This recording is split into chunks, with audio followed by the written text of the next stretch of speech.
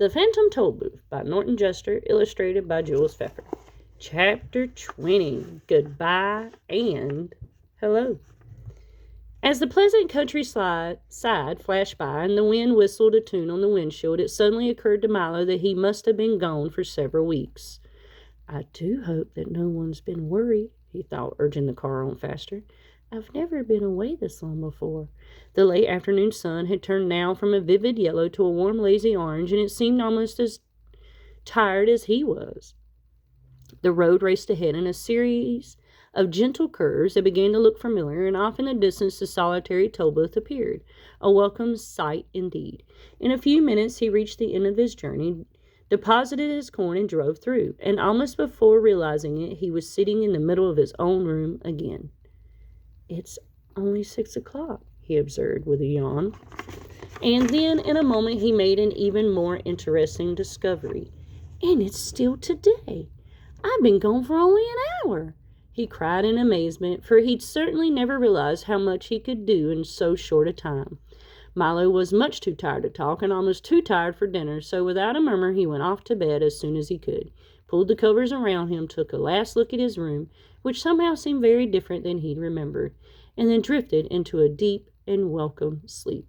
School went very quickly the next day, but not quite quickly enough, for Milo's head was full of plans, and his eyes could see nothing but the Tollbooth and what lay beyond.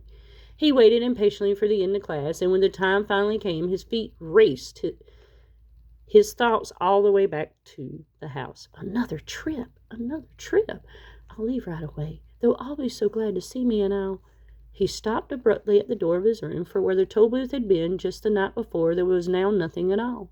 He searched frantically throughout the apartment, but it had vanished just as mysteriously as it had come, and in its place was another bright blue envelope, which was addressed simply, "For Milo, who now knows the way."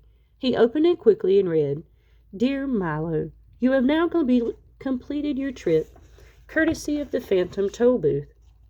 We trust that everything has been satisfactory, and hope you understand why we had to come and collect it.